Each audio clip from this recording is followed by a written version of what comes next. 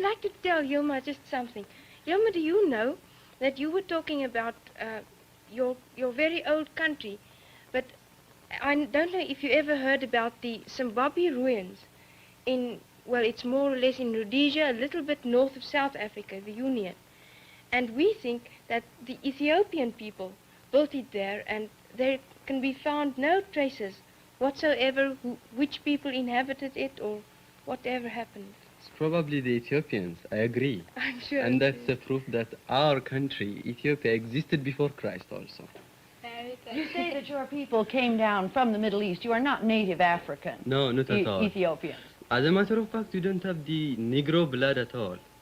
And we migrated from the Semitic type of the Saudi Arabia and Yemen and the countries just away from the Red Sea. And the origin could be said that some people drafted and came to the northern part of Ethiopia. And then they migrated inwards.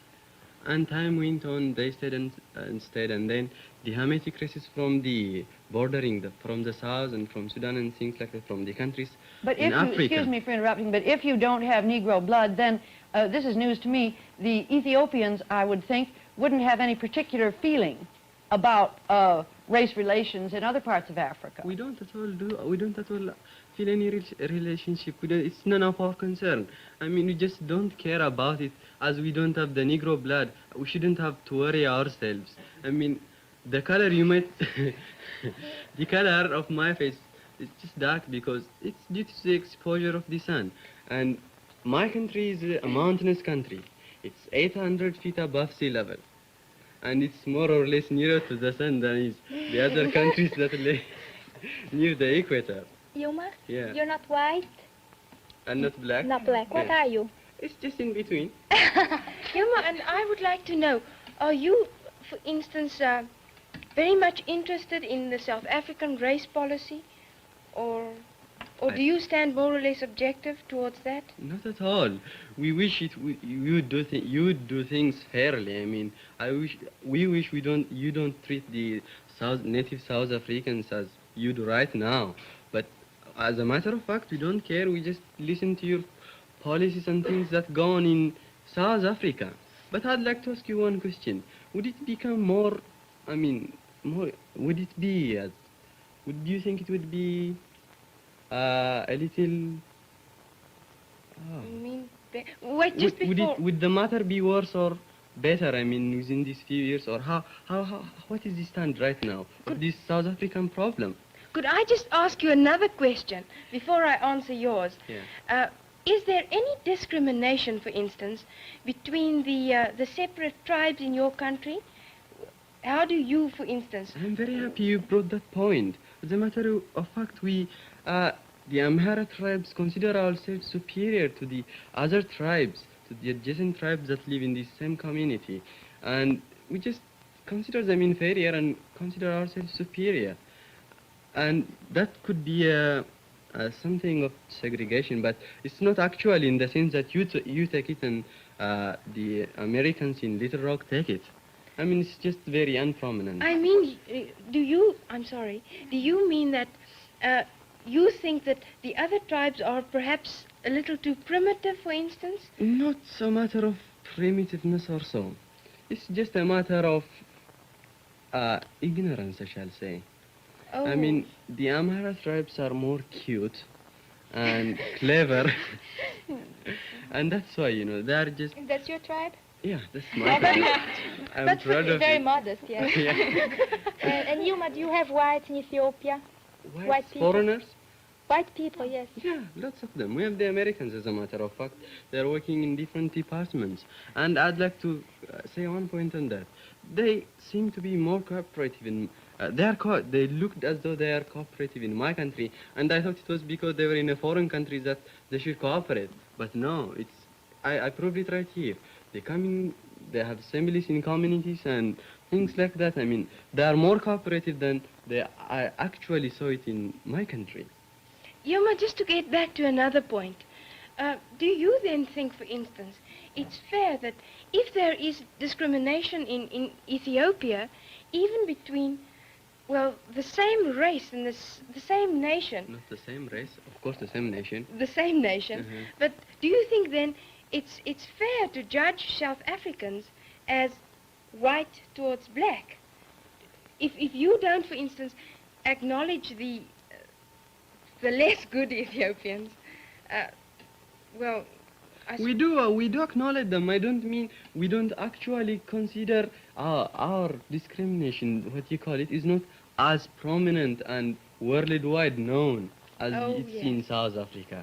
That's it. Well, what are we actually saying here? That there is all kinds of discrimination, and discrimination is all right as long as it isn't too prominent, or as long as it isn't between black and white? What are we saying here anyway? No, it's like this.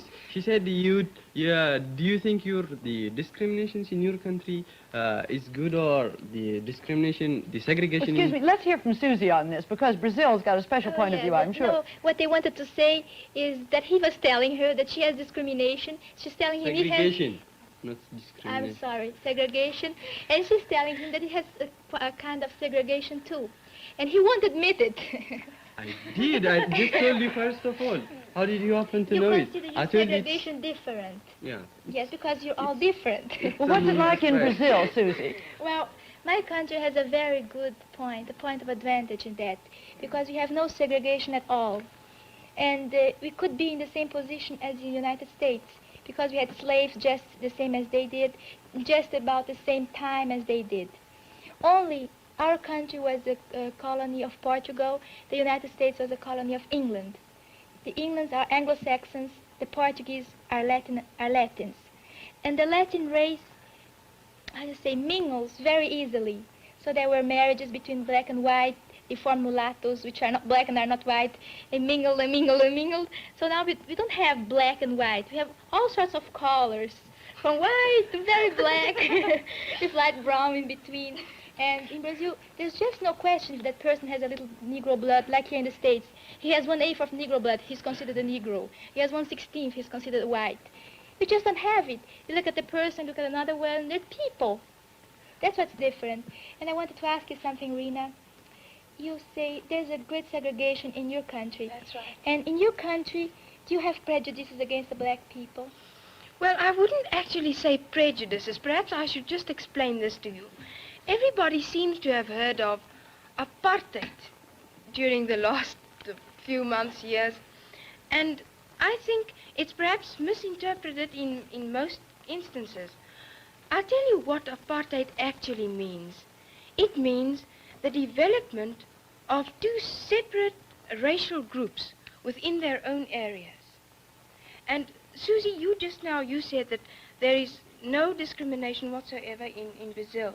Could you just tell me more or less, are there more whites or more blacks in Brazil? There are more whites. There are more whites? Yes, there are more whites. But you can say white and black. White and not white. Oh, yes. Because the blacks aren't just black, they're all colors, as I told you. Because the whites marry very easily with the black and with the Indians. In Brazil, that yes. happens very much. So we just don't count blacks and whites, just people, you know. For instance, it's very different from your country. For instance, would you marry a black one? I think that I personally wouldn't marry a black one because my parents wouldn't approve of it.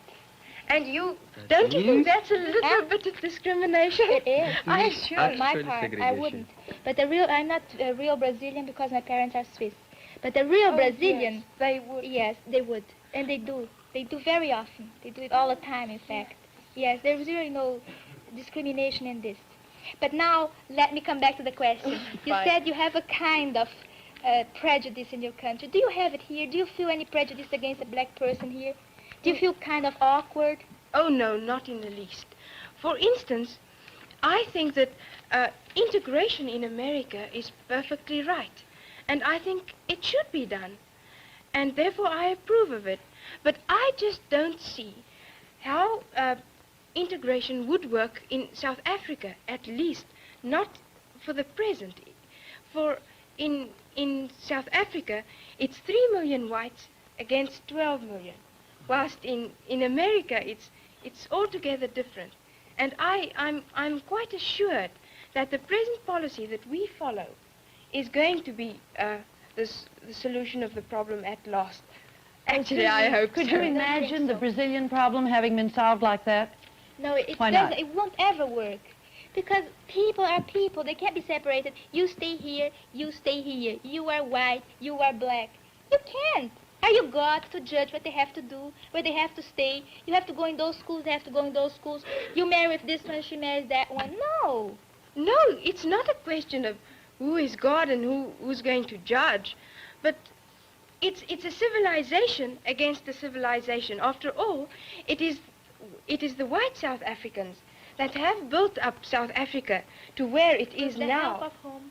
With the help of the other, but with Who the did the heavy supervision. work? With the The black. supervision of the... It has to be so excited, you know. Oh, yes, perhaps it should. But I don't know. After all, it's not fair to think that South Africans should just quit all their good work right here.